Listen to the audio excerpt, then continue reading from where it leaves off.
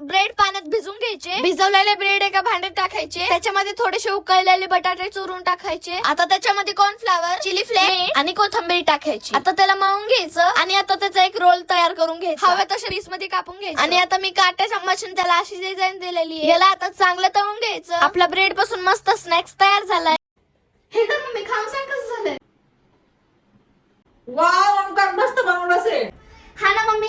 आता ह्या वातावरणात मला कुठेतरी बाहेर फिरायला. बरं चला तुला नेते फिरायला. ठीक आहे मम्मी.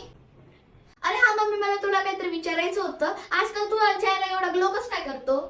हाय काहीतरी माझं सिक्रेट आहे. सांग ना. सांगते.